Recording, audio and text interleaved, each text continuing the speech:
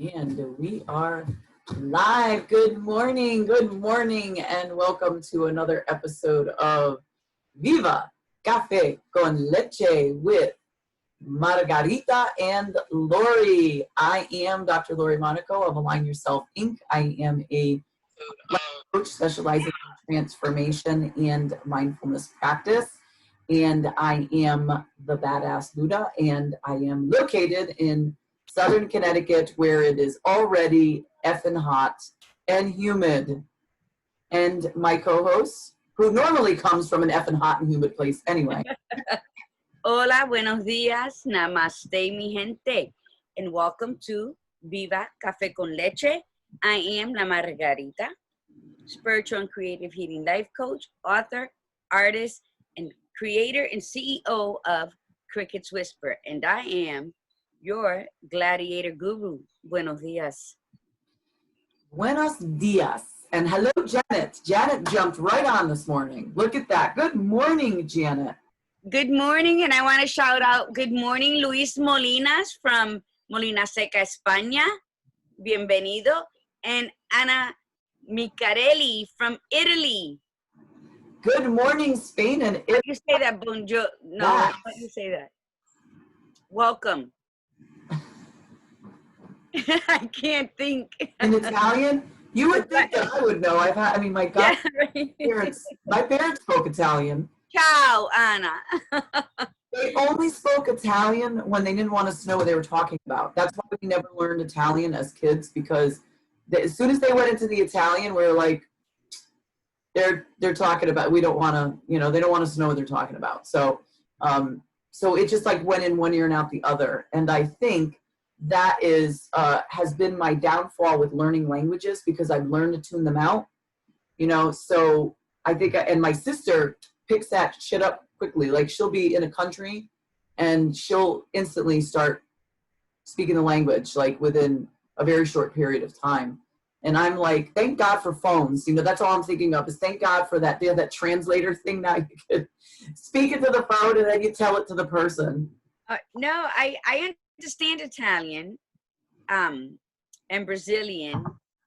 We just can't speak it, but I speak it in my Spanish. But good morning, Jonathan Cruz. Pookie, good morning. Good morning, Janine. Carmen Nieves, good morning. Oh, and my little cousin Eileen is on. Buenos dias. Hey, get a lot of people.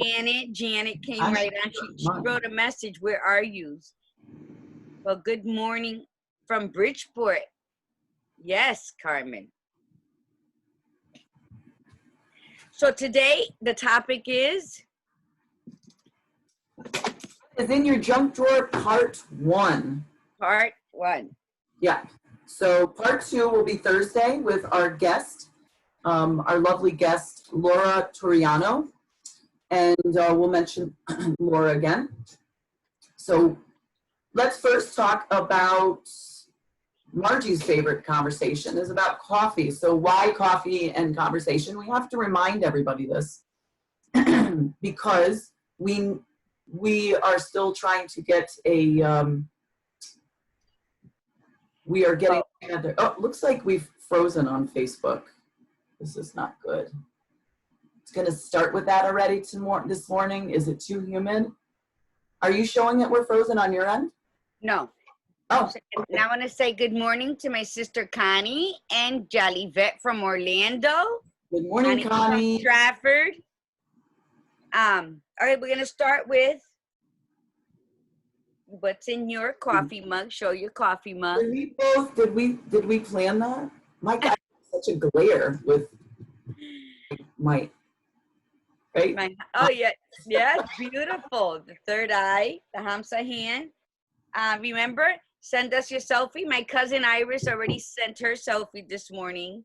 Hashtag Taza de Café Challenge. Good job, Iris. Viva Cafe con Leche. So that's what you're doing. Hashtagging your selfie or your mug selfie at hashtag Taza de Café Challenge at hashtag Viva Cafe con Leche. So what is coffee, right? What are you drinking, mi gente? Mi gentes, what are you drinking? Decime, ¿qué clase de café está bebiendo? Write it down. Today I'm drinking Café La Llave, black. Yeah. I'm And I'm so still drinking. what is coffee? Go ahead. What are you drinking, Lori? I'm sorry. No, it's okay. You can interrupt me anytime. I'm drinking New Hampshire. What did I say? New Hampshire coffee. And I have like a couple. I have like 4 bags of it, so I'm like drinking that till it goes, which I do love. I love their coffee. But yes, black. So Margie and I are drinking black coffee because we are on the Kairos weight loss program. So we can't have anything in the coffee, which is fine because the whole point is to lose weight. And if that is what we need to do for a little while, we can do it. And then at some point, Hard. bring it back in, but substitute. So that's what Margie and I were talking about the other day during the coaching call, was to say that, you know, at some point you could bring it back in because she loves her coffee so much. It's such a part of her and the way she makes it. So when all of this is done, then you bring it back to the way you want it, but then you alter the rest of your day to accommodate that extra, that sugar and all that stuff. So Yes, because why am I going to bring it back? Because coffee is that morning orgasm. Coffee is that caress of the palate and the warmth that it does when it just goes all the way down your throat, and I feel it in my chest, and it's, whew, that's my first cup of coffee in the morning. So of course it has to come back. Jalivet says she's drinking ginger tea, no coffee. Good morning, Cuzzo, to my cousin Alf. Buenos dias.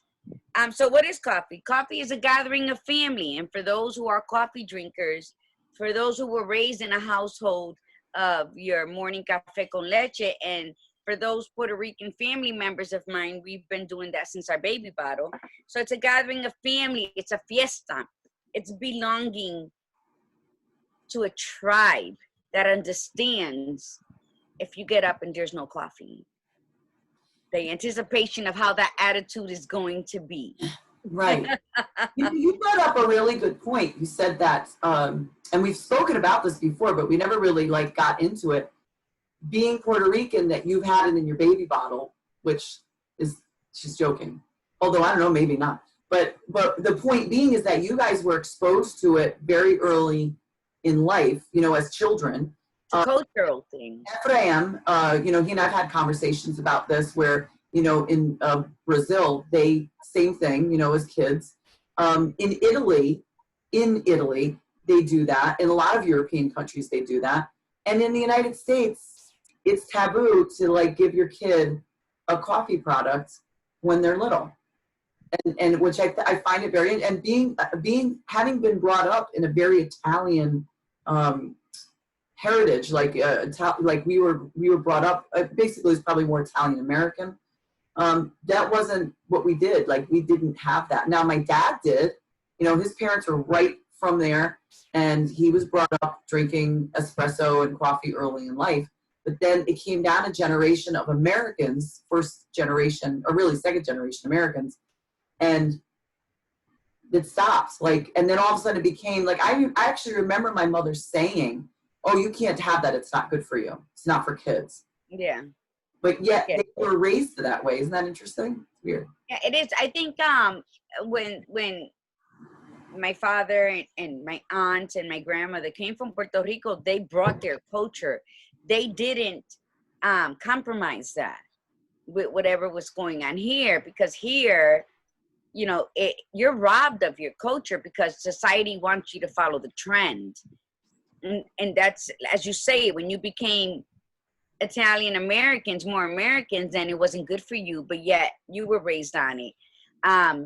I didn't give it to my children in their bottles, but like my grandson, who's 13, he'll come over and say, "Well, I can have some coffee," and I'll be like, "Hell yes, let me get up and make it for you," because that's like a connection with me and them, and they know that when I'm around, it's coffee time.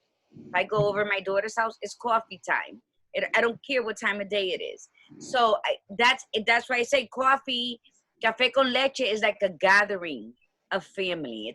It's a gathering. When you come to my house, I'm not gonna say come over for a drink. I'm gonna say come over for coffee. all the Right. time. You end up having a drink after I make the coffee, then that's fine. But it's like, it's every emotions. And every emotion, it's a reason to gather, to celebrate, to console, you know, to simply converse. Coffee next to music is life. And a lot of people, when they listen, they're so easy, like Jolly Vet, it's so easy to change over to teas. And maybe it's because of her system can't tolerate coffee now because, you know, all the exposure to all these other things, it robs people of certain things, certain enjoyable things. And I think to me, that first cup of coffee in the morning is like when you wake up and you give gratitude.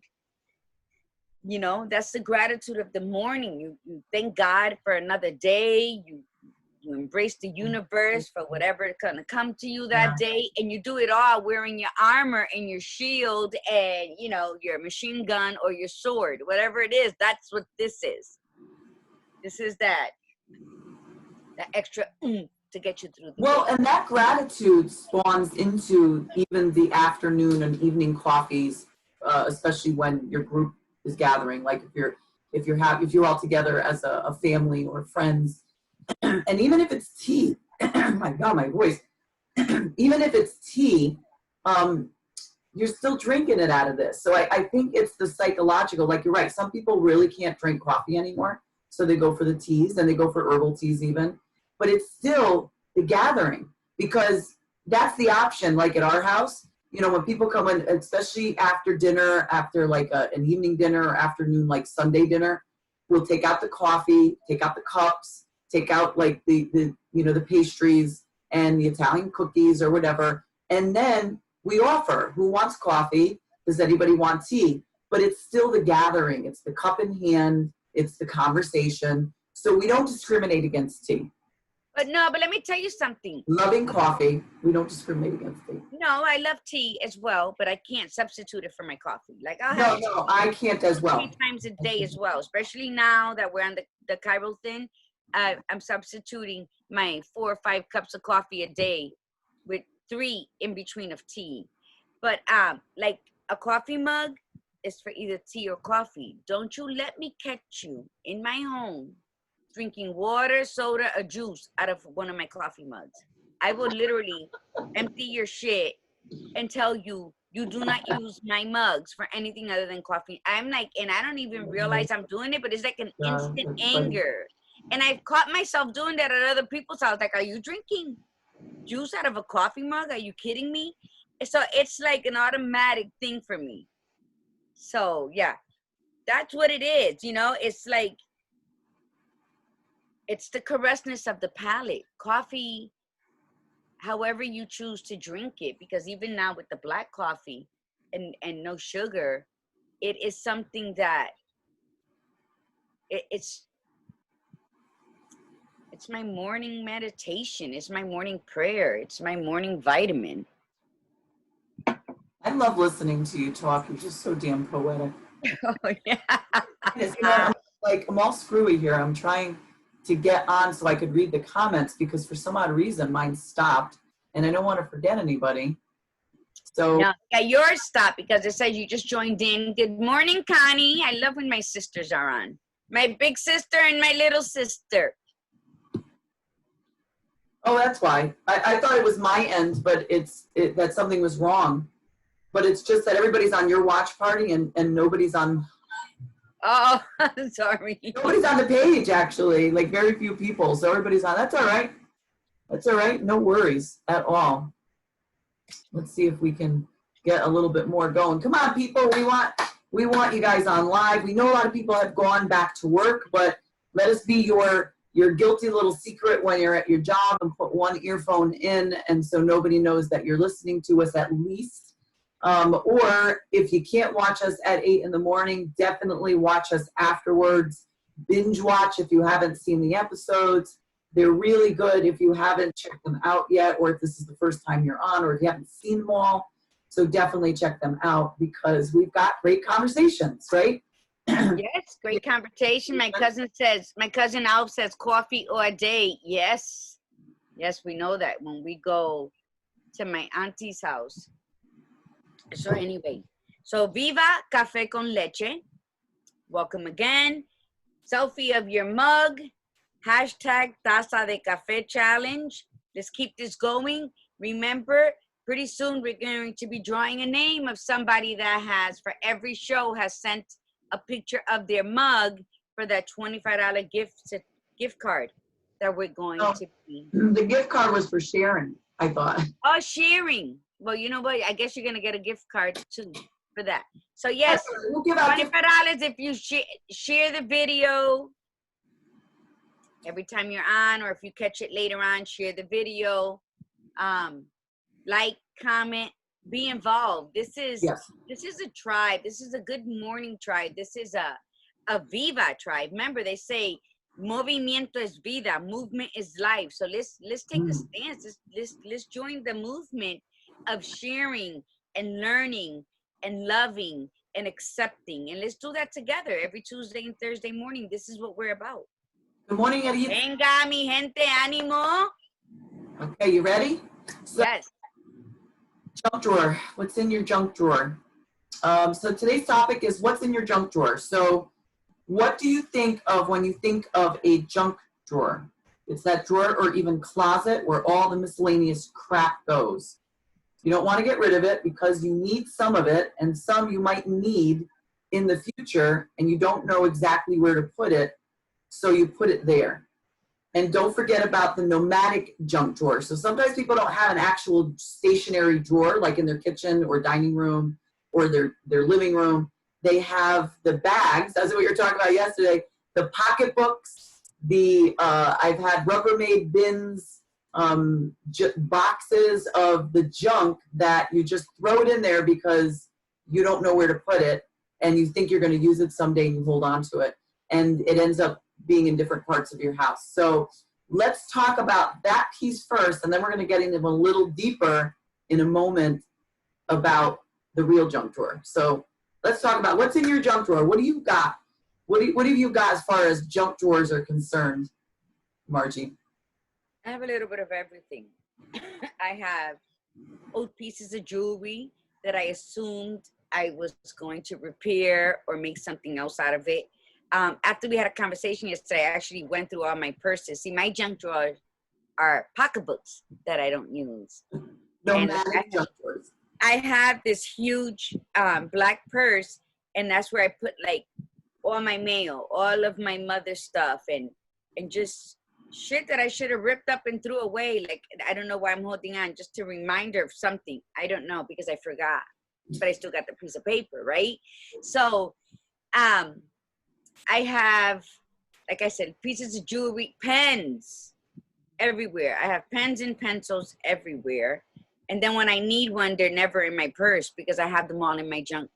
Yes. Yep. So I'm like, Maron, what's the whole purpose of this? So mail, I have old business cards, like from when I worked in SNET. Mind you, I started working there in 88 and left in 98. But why do I have this business card from there? And those are emotional attachments, because I still didn't throw it out. I just put them nice and put them in another pocket in there. What do I have? You know what? You brought up a good point. That's the other piece too, right? So even when you have a junk drawer or a place for the junk, you say, you go every so often, you go in there and you go to grab it. You say, okay, I got to get rid of this stuff. Well, no. And you just relocate it, and then you feel better about yourself that it's not in the junk drawer. Absolutely. And you just relocate. Absolutely. And that, and then it's frustrating when I go back to it. I'm like, why the hell do I still have this? And then I get like, I do get upset. I get bothered with myself. But I don't always just get rid of it. Lately, I have been purging a whole lot. But yesterday, I was removing some stuff from, and I ran into some of those purses. You know what I did? 3 of the purses, I just threw in the garbage. I just said, you know what? I'm not going to use this. I haven't used it in a while. So I felt kind of happy at midnight last night doing that sort of stuff. Because, when you have conversation about it, you don't realize what it is you're hoarding and what it does to you, what it does to your mind and all of that. And it's really annoying to hold on to something because maybe That's what it's all about. It all leads down to maybe I'm going to use this, or maybe I'm going to fix this. Just like we hold on to those size 10 jeans in our closet because of shit, we're going to lose this weight. We're going to get back into those favorite jeans. Give them away, donate them. When you do lose that weight again, you celebrate yourself. You take your ass to the store, you buy yourself a brand new pair of size 10 jeans. Yes. And I think, for me, my goal in life has been for the last 5 years, and I'm not nearly there, to be a minimalist. Like, I want the minimal amount of stuff that I need. And so for me, sometimes the reason I keep some of the stuff is because the thought of, I don't want to waste it. I don't want to fill the landfills. And so I don't want to throw it out.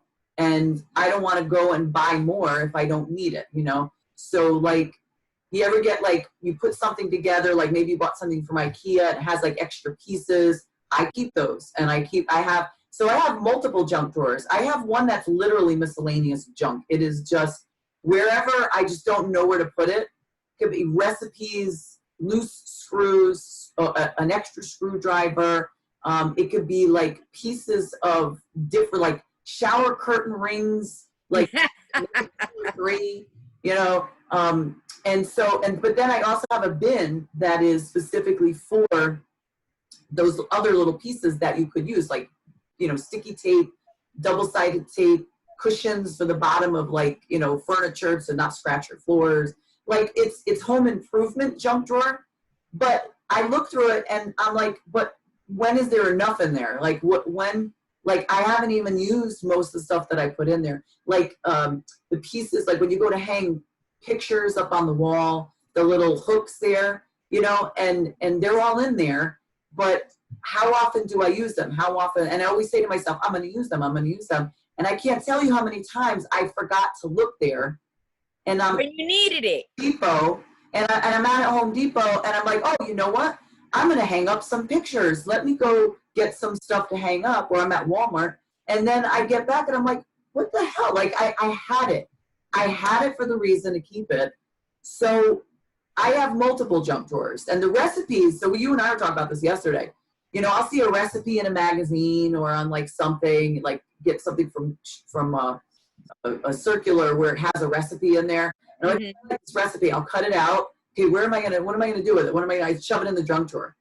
And there it sits. And then I don't make the recipe. So years ago, I had made a recipe, like a loose leaf book. And I took all the recipes that I had been collecting, which was a ridiculous stack. And I got dividers, and I divided them up into, I had a lot of time on my hands, apparently. I was just going to say, that's like lunch, dinner, desserts, and I put them all in there. But now I can't find the book, and now I have this other stack in the junk drawer now of recipes. And I'm at the point where, am I really going to do these? Like, am I really going to do this? But yeah, it's like, what is it that prevents us from, like, how many screws can you possibly have? Like, if you find a screw, oh, it's in good shape, let me keep that.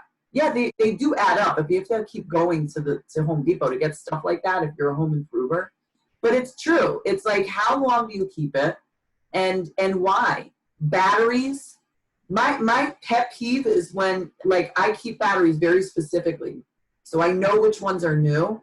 And my family has a habit of, when they go to grab batteries, they leave the old batteries sitting, and I'm like, are these old or new? I don't know, and I'm like, oh, so I always try to keep batteries very separate, but that's like in the junk drawer too. It's like, staples, paper clips, like everything. And when you want to look for them, when you need it, they're not exactly in the place that you want them to be.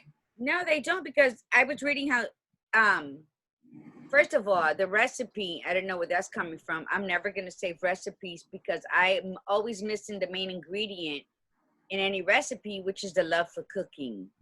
So that's not going to happen. But I was reading Dawn Grossly said, she explains that the junk drawer, it goes back to something you said, Lori, through the tension between the disposable society we live in and its imperfect condition, kind of aversion to wastefulness our parents may have instilled in us. Because some of our parents lived through the Depression. So, yes. Take 2 to 3 squares off the toilet paper roll, save this, save that.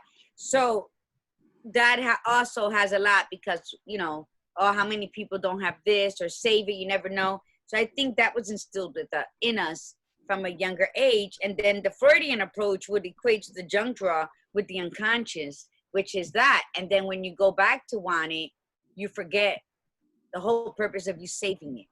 Because it happens, I guess, to everybody. Carmen says that someone on the radio said they found $500 in an old purse. That will never happen to me. I find other crap, change and mad pennies. That's one thing when I was reading what's in your junk drawer, that pennies are always in every Yes. junk drawer. Yeah. Always. And I love my pennies. no, that's right. You exchange those, but you bring them in and they add up. You know, they really do. But I wanted to say one thing. You said the Freudian version is, and are you sure? So maybe the junk drawer and his idea means that we have penis envy, or is that? I don't know. Freud was kind of weird. That's why I like to read. He was always talking about penis envy. So maybe our junk drawer is that we have penis envy. It always comes back to the. He's too much. He's too much. But saludos, buenos días, Maria from Peru. Welcome. Good morning, Maria. Yeah, because we suffer from the "in case I need it" symptoms. That's a syndrome that I think across the board, majority of women suffer from exactly what you were saying. In case we need it, in case one of the kids need it, it's available, and it's never the case. I mean, Yeah. if you go back in hindsight, you could say, yeah, that didn't work for me now. Why the hell am I still doing it? And there's some little bit of it gives a little bit of a brain boost chemically, because you know, over the years there always was something that you did manage to use in there. So like if somebody said I need this, and you go, oh my god, I've got it, and you go in the junk drawer, here it is, and there's this feeling of, oh my god, I gave it to you, like I saved the day kind of deal. But they're very fleeting. So it's like they're, you know, that might happen maybe once a year, you know, if that. And there's this little bit of a brain boost. But I think part of it too is that it goes with everything in our lives these days. We've got too much shit. We've got too much clutter. And we don't know what to do with it. So we throw it in a drawer. Like we can't, you know, it's too much. It's too much. So we throw it in. Like I cannot stand clutter in my house. And I'm in like my area is very tiny. Like I don't have a lot of space. So the only way to like save my soul without seeing the clutter, which still is not quite there, the closet's great. So the closet becomes this place where you just throw all the crap. I can't deal with it right now. I don't know what to do with it. I don't want to get rid of it, but I don't want to keep it, but I don't want to see it. So throw it into the closet, throw it into the junk drawer. True, I might be able to use these things, or the thing is, the biggest piece is I don't know what to do with it. I don't know. Here it is in my hand. You know, it's like sometimes you'll get, so again, I love using IKEA as this. So with IKEA, you know, you get like these little Allen wrenches with all of their stuff, right? And now I got 500 of them and no screw to screw it in.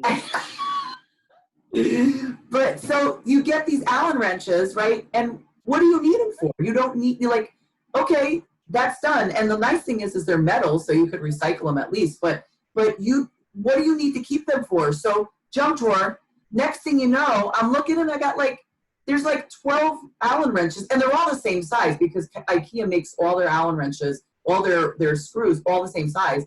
So you're like, what do I need all these for? But the freaking one day that you go to use it, and the package from IKEA doesn't come with the Allen wrench, and you're like, there's no Allen wrench in here, and then you go to look at it, and you're like, where the F are all the 12,000 Allen wrenches that I've saved over the years? So I think that's what it is you hold on to it thinking that you might need it just in case. But do we have a time limit on that? Margie, what do you think? Like, do we need to? We need to have a time limit because it's like with every season of our lives, we grow, right? So we grow. Sometimes there's a meme that I posted. It says sometimes I delete what I was writing before I post it because I'm not the same person I was 4 seconds ago. And sometimes we got to remember it was funny, but it holds true. It's like we need to grow from wherever we were at because the junk drawer can be an accidental time capsule, right? So we use it as a curious box of memories and meaninglessness because that's it. Here are the Allen wrenches. So it can also serve as a reflection of your life.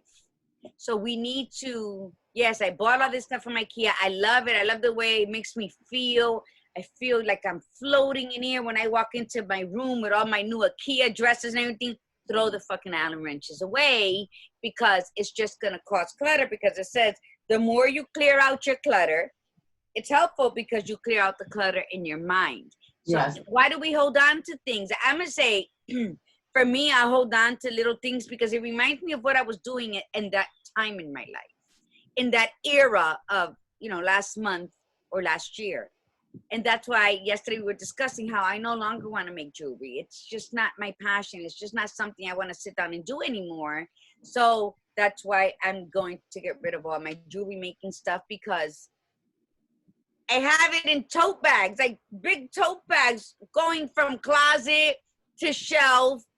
And as I'm redoing my house right now, so it's going from room to room, and all it's doing is giving me anxiety because I'm like, why the hell am I holding on to this? I don't even do jewelry anymore. But it reminds me of a time. Yes, but it reminds me of a time that I started making jewelry when my husband was battling ALS, and that served as an extra income. So I think it reminds me of a person I used to be, that I might be, but that I know I don't want to be. So then I'm confusing myself a little bit more. And I'm like, but Margie, you're not there yet. Yeah, but I was there. And when I was there, this is what it made me feel. And I enjoyed it. And Right. And art show, so that's how I take my nomadic junk drawers because I don't have junk drawers. I have them in purses of all sizes and tote bags that you get for free places that I should have thrown those bitches out a long time ago too, because why the hell do I need Stop and Shop tote bags and I live in Florida? So it's like you don't need it, but then it's it's a memento because it's from Stop and Shop from Bridgeport, from where I'm from, and I'm here in Tampa. We just got to clear all that shit and just be present in our now. So to me, that but my junk drawer holds a lot of things. It holds pens, it holds lip glosses that I'm never gonna wear again. I tried it once and I put it away and I said, maybe if I try it at a different time, I'm gonna like it. I'm not gonna like it. So then they end up like, look, I'm not lying to you. I have 3 on my desk right now that I cleared out of one purse. And I said, well, let me try them to see if I still like them. I know I'm not, especially this one. It feels like wax on my lips. So that's what I was doing last night. So, yes. And you brought up a good point. So you're talking about your bags, so us ladies, I'm not a pocketbook person. I've never really been. I always have a backpack. I don't like my hands, and I don't swap out. It's like I get one for the season, and then I'm good with that one. I'll swap out one for the season. But I love, I like bags in general. I duffel bags and backpacks and so on and so forth. But what I've noticed that I do is even with the minimal bags that I use, I always leave something in the other bag. So when I swap out bags to use a different bag, I always leave the other. There's always a little bit, sometimes a lot of it. Like there's one bag that I went to go back in and I'm like, why the hell are all these like gift cards and like, why didn't I take those out? And it's almost like you're moving on to one thing and you're like, I'm not fully going to get rid of that yet. I'm not going to let it go. So I'm going to leave a little part of me in there and then I'll get back to it. And sometimes it could be a few bucks even, change. It's like, why isn't it all moving over to the next one? And so there is that psychological element that maybe what the junk drawer or the junk bags or the junk, Rubbermaid things and the junk closets, maybe what they are really truly representing is the fact that we are not willing to let go of certain things. And here's the thing. You said that was a time in my life with the jewelry making, it was a beautiful time in your life, beautiful memories, but that's not you anymore. But when you look at it, it does bring you back to the good and to the bad. But anything that we hold on to, whether it's a physical thing or if it's a mental thing, holds us back to the past, and it tethers us. It literally attaches us to that past. Mhm. And so the lip glosses, you're holding those up, you're like, I don't even like this one, makes me feel this way, then why have them? You know, if you can get rid of stuff like and give it away so you can recycle it, then great. If you can resell it, make a little money, great. And if like lip gloss, you know, you got to toss it out. You got to toss it because you can't give that to people. Yeah, you can't. You do talk. I don't have a problem throwing shit away, but it's just getting to that point. But I think sometimes the junk drawers, the nomadic junk drawers, they serve like an archive. They're an archive to either life well lived or memories attached to someone that no longer is. And like the concert tickets, like in my car, I have 2 tickets to a Thrasher game in Clearwater. And even when I drove to Connecticut in my car and came back, and the day before yesterday, I was out and I put the sun visor down, and it's there. And there are 2 tickets to a Thrasher game that Eric was invited to throw the first pitch, and he was already paralyzed from the waist down. So his son and Rob, who became like a family member since that day, they had to hold Eric up on the mound, and they had to hold his hand and then swing it for him to throw that first pitch. So those are 2 tickets that I'm gonna leave there. Why? Because every time I bring that sun visor down, it's gonna take me to a place where Eric felt what's that word? Relevant. He felt like, although he was like losing everything in his hands and he was already paralyzed from the waist down, he was called upon to throw the first pitch for this game in Clearwater. So yeah, it serves as an archive of our lives, but sometimes we got to go back into those archive files and say, this was fun, but it's not me anymore, or it's not, isn't part of my life anymore. And I'm not saying everything, because I'm not getting rid of my Thrasher tickets, but they're in my car. But it's still something that's holding us back to the past, right? So yeah, we have to decide if it's a life well lived, because memories live in our hearts. That's right. And in our minds. They don't live. And in our phones and digital pictures that we never upload to an actual picture. So here's the other thing.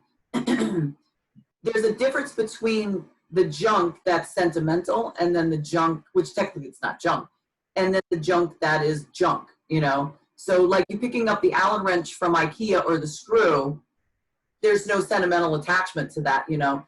But we also have to be really careful about the sentimental attachment to the junk, because there's a point of overly being sentimental. And I was like that years ago. Every little thing I would have, oh, this meant meaning, this had sentiment to me. Even like the house and this and that. And then I finally said, oh my God, because I started to look at it differently and say, what if I lost it all? Like, what if the house caught on fire? Or what if there was a flood? Or what if everything got ruined? And inevitably, that's what happened. Like my senior high school yearbook, the yearbook from my senior year, which is the most important yearbook, I had my 8th grade and 7th grade yearbooks, 9th, 10th, 11th. We had a flood. Guess which one got ruined? It was the senior yearbook. I, at first, was so disappointed. Not that I really even cared all that much about my high school, but it just was the fact that this was my senior, had all these signatures in it. And I was just like, you've got to be kidding me. Like, of all the things, like, why did it have to be the senior high school year one, you know?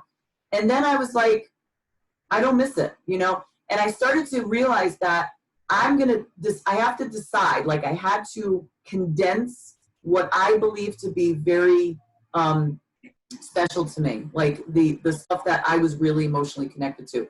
Like I have stuff from my kids, and, you know, and I could have kept everything. So, oh, this is sentimental. This is, oh, remember this or remember this. And I said, okay, you know what, I'm going to limit it. I'm going to limit it to like maybe 2 stuffed animals for each kid, and like maybe 1 or 2 outfits that were just like very special, especially if they were like made specifically for the child, and just a couple of things. And that's that. And not that I'm trying to be harsh on the child, so this is your memory. Your memory is like a shoebox, you know. I don't mean it that way. I just, what's sentimental to me isn't always sentimental to somebody else. And then at some point, my junk becomes somebody else's junk. So if something happened to me, my junk becomes my kid's junk. They're not even gonna go through it. They're gonna trash it. Right.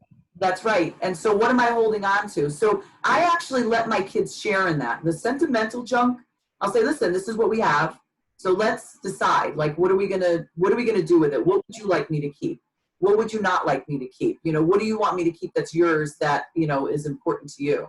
But the other junk, you know, so here's what I'm gonna say. Well, first off, hi Lillian. Lillian jumped on. Good morning. Oh, and Francia is on. She said, good morning, ladies. And Francia. Petey and Nancy Harding. Good There was a morning. lot. And my granddaughter, Anaya Torres, is on. And Anaya, Stephanie finally. is on. Yay. Oh, I love you, Zah. So here's what we're going to suggest to you, because this is part one of 2 conversations, because the Thursday conversation, we're going to start a little bit today, like what with the few minutes we have left, but the Thursday conversation is going to go into the mental junk drawer. So we started with more of the physical junk drawer, but they're all connected, and we're going to talk about the connection between the 2. They're all connected because Lori said that she includes her daughters in the emotional stuff. And that's beautiful because that's what we need to do, because my kids ain't going to go through my shit. They're not going to care that I have a short story here, and on that napkin I have a very profound poem that I never got to type up. You know, they're just going to say, here's Margie with all her stuff. Right. And I'm going to have to, you know, that's something I'm going to have to accept now. But, you know, you're sorting through. You could only have 2 of this and 2 of that and 2 of that, but yet you got 5,000 Allen wrenches and screws from IKEA in your other drawer. So do you see, like, we don't even realize what we're doing. Like, we're limiting emotional things, not you per se. I'm just saying, you know, how we can all go through that. Like, for each of my grandkids, I have a onesie, and I had them create a canvas for me. My 2-year-old, you know, they were all younger. And I have those hanging up because, of course, they're little canvases. But, like, what does your junk drawer say about you? What are you holding on to? What are your fears? You know, what is your self-sabotaging thing that in order to clear that junk drawer, you can put, I don't know, what the hell, different, we're always running out of forks, like a whole set of different, like, you know, forks and spoons and shit, because I know I need to do that. Like, where do they go? Like, why do I have Where socks go? 50 pens in a junk drawer and 2 forks and a spoon in my cupboard? So, I was also reading how they were doing this study, how does this junk drawer make my bum look big? Because they were equating, no, I laughed too. The author Peter Walsh was, they were equating that as the many junk drawers you have, the clutter is also a trigger, a stressor, which also makes you gain weight, whether you're eating more, you're drinking. That's interesting. Or the stress weight. I suffer from stress weight and menopausal weight, and I used to love French fries and cheeseburger weight, you know, that sort of stuff. But this author writes, lose the clutter, lose the weight.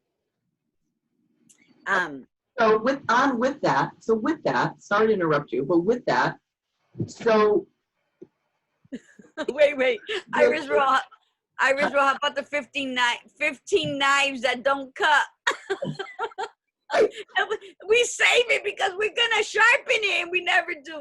Go ahead. And the scissors too, all of it, or the broken, like the scissors came apart.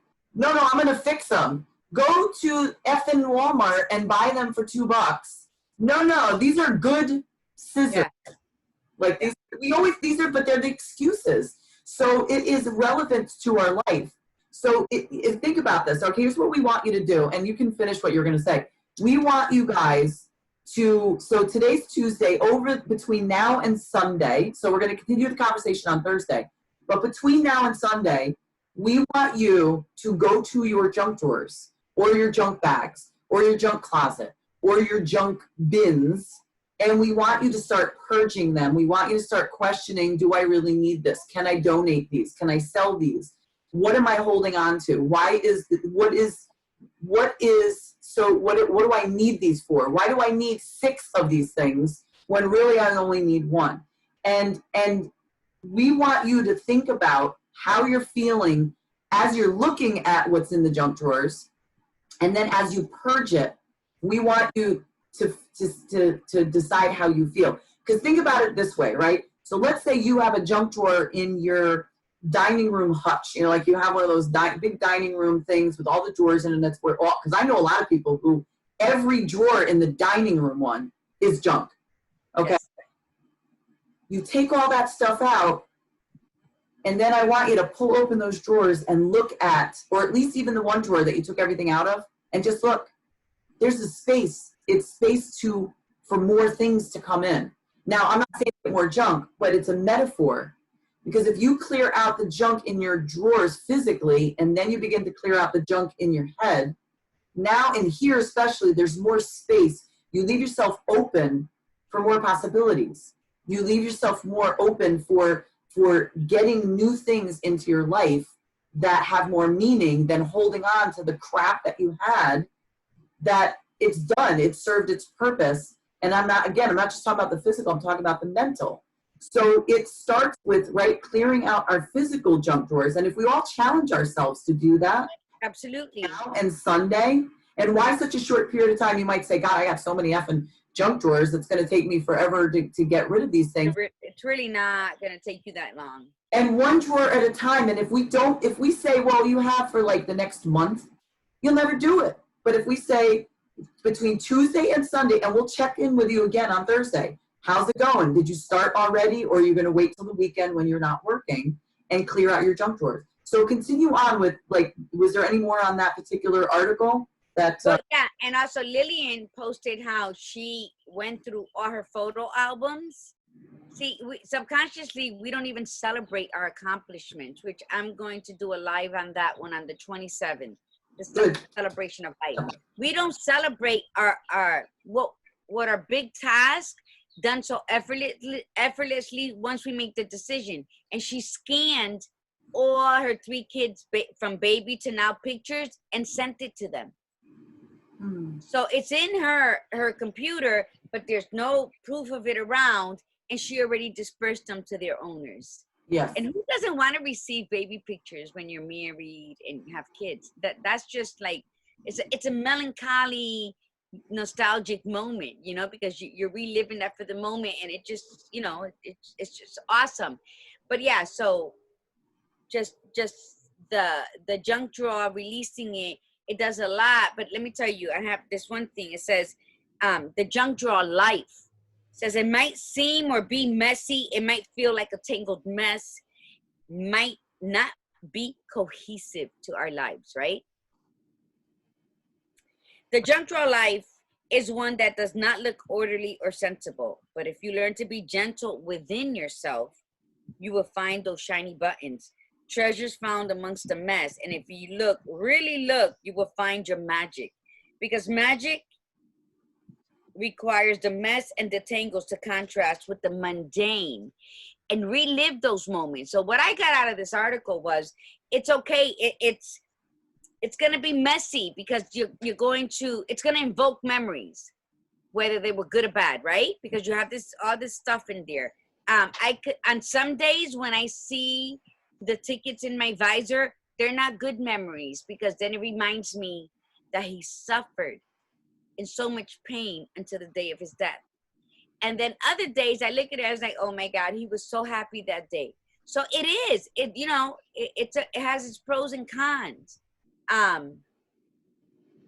But we don't need to hold on to it. You know why? Mi gente, is very, very simple. When you hold on to the stuff in your junk drawer, when you create more than one junk drawer, that's dangerous. It's dangerous, because then you're teetering in your life. You're teetering. One foot's in the now and one foot's in yesterday. So you're really not present for yourself. But yet you get angry when other people exclude you, when people are speaking to you and they're like, what, damn, I'm right here, but are you really? And that's where the subconscious mind, are you really present in your now when you're too busy, cluttered and clogged. You're constipated. You're constipated with yesterday's life, so Yeah. you can't fully show up for yourself today. You're not fully present in your now, but you have expectations how everyone around you should be for you. Well, you only get what you give. So if you need to sit your ass down today after this show and just reevaluate yourself and just think and look around. If you're home, look around and see. And if you can start one draw today, then do it, because you cannot live your now. You cannot celebrate your moments of today if you're still living in melancholy and nostalgia from yesterday. That really, you're not that person anymore. Right. And all those screws and boats and Allen wrenches and all of my lip glosses and my mail that has Eric's name on it, because I didn't tell you that at first. A lot of those purses have mail that is still being sent with Eric's name on it. And then I feel like some type of guilt, some type of, if I trash it or rip it, like I'm doing that. Does that mean I'm over him or I've forgotten him? So that's an emotion I have to deal with. Yesterday I did rip out. Wait a minute, and you brought something up really big. That's an emotion you have to deal with. Part of the junk drawer too is, oh, what's this? Okay, what the hell is this? It is Oh, my clothespin. I love those. Clothespin, right? So it was like to one of my daughter's, like, I don't know, crafts. But why do I still need this, right? So she's like upset. Oh, don't throw it out. Okay, well, it goes to the junk drawer. A lot of stuff that we put in the junk drawer is avoidance. It's avoiding something. We're avoiding that specific thing in our life at that moment in time. We don't want to deal with it. Here's the recipe. I don't know what else to do with it. Where to put it? Put it in the junk drawer. I have a paper clip where I have push pins. I don't have a specific place for them. Just put it in the junk drawer. Just put this in the junk drawer, and it's an avoidance too. So that also represents, with Eric's his mail. It's an avoidance to have to deal with it. I'll just put it in the bag. Yeah. And because you're avoiding that emotion. You're avoiding saying, okay, I think that it's my emotion and his memory is attached to the mail, which it's not, but you've made it attached a little bit. And so, but okay, so you could say, well, there's an emotional attachment between all the screws and all the push pins and the pennies that we just throw in the junk drawer. No, there's not an emotional attachment to it. It's just an avoidance. I've got too much going on. I've got other things to deal with. I'm going to put that there, but it catches up. So it's an emotionally attached avoidance, or just an avoidance in general. That is still how you will play your life. If you avoid, if you don't deal with it, like I used to let mail stack up, right? And everybody's notorious for this, right? Dining room tables are like meant for mail to be stacked up on. People get the dining room tables, not for gatherings. You put the mail down, oh, I'll deal with this later. You put the mail down, I'll deal with this later. Next thing you know, there's this freaking huge pile, and at some point you got to freaking deal with it. And you know how many times I've put it off for like a month, and then I started going through it, which I thought were like third-party stuff, circulars. I go through and there's like a couple of things that, they were time sensitive and I needed to deal with them. And psychologically, I put it in there without realizing it, but I knew it. Like I consciously didn't realize, but subconsciously I put it in there. Absolutely. I deal with it at that moment. The moment I get mail, I deal with it right at that moment. I look at it, rip it up, shred it if I don't need it. And then if it's a bill, I put it away, which I don't get too many bills by mail anymore. Most of it's online. But I deal with it, and then it's gone, because I can't keep looking at piles and finding piles of who sent me a card. I did that the other day. I had a couple of cards that I got for like a holiday or birthday or something, and I just put them away. I put them in the junk drawer, and I found freaking money in them. And I was like, well, lucky you. I threw like 20 of them yesterday from nothing. Unfortunately, from the funeral. Yeah. And they're, they're beautiful, but this is. And that's how you got to look at your life. Hello, Nancy Harding. Welcome, Anna. And good morning, Wanda. Lancione. I hope I say your name wrong. Bono. So, But yeah, so this is how you got to look at it. When you're cleaning your junk drawer, just say two things. That was, this is. I was, I am. Use that power behind I am. And let's all do this together, because I don't think there's anybody, and maybe we're never going to get over the junk drawer epidemic. There's no cure for that, because we at least need one. At least. Make it manageable. Make it. Yes, but make it with stuff that like extras, like an extra lima, a sharp knife sharpener. You know? Did Lillian write something on yours? Because all I got was Carmen's answer to Lillian's. Because she wrote, "I love that idea, Lillian." The scanning of all the pictures. Oh, okay. So Carmen writes, "I love that idea, Lillian Maldonado. I don't have anything from when my girls were little other than some pictures. I wish I had.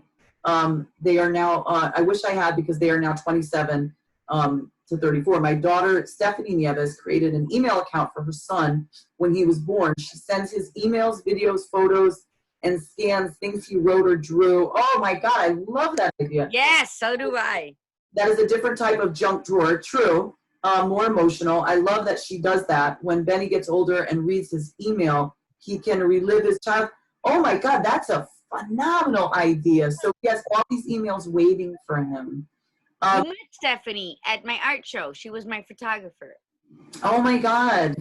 So that's another point too, is what about the clutter? Like I have bins of my kids' papers and stuff and drawings, and you're right. It's like, at what point do we condense it to something that's like digital, make it more compact, you know? Well, this is what I saw. I knew someone who, what they did was she took out all the artwork from her kids and had them pick three of their favorite that they were going to keep. And then she framed them in nice frames and hung them on the walls. Yeah. Like in the family room or in their room. So they each had their own artwork, or she hung them all above her bed. So she would always change places. So wherever they went, they would see them. But she had them narrow it down to three. Good idea. So, I mean, that's another thing. And I still have stuff from like my children's Christmas cards to Santa when they were like 6 and 10 or 5 and 9. I have those. I'm not going to throw those out. Tiffany asked Santa to bring her brother Slim Fast. At that age, yeah, she's always been a bitch. But yeah, so God, that's so funny. Well, look, we're out of time. So so Thursday's topic, we're going to continue this, which is a great topic, by the way. And please share this. Like, if you know anyone that would definitely benefit from this, especially this conversation, because on Thursday we're going to have Laura Turiano, and Laura she's a psychologist, right? She studied psychology, and she's she's a teacher. She's a professor at Housatonic Community College here in Connecticut.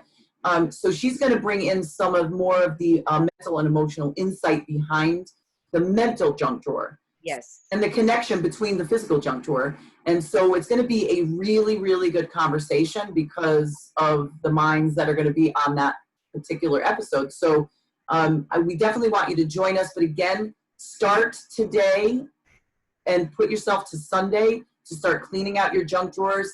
Think about how you feel, what's in your junk drawer before you start, how you feel about the whole idea of cleaning out the junk drawer. And then as you clean it out, what are you feeling? And then when it's done, how do you feel afterwards? And we want you to post comments. We want you to tell us what's in your junk drawer. I'm curious to see what's in some. Yes, even if you take a picture of it. Yeah, take a picture of it, right. So, yes, so we will see you guys on Thursday. Thank you so much for coming on the show today. And Margie did a great job with the information that you shared and looked up. It was absolutely phenomenal what you added. So I thank you for that, really. Thank you.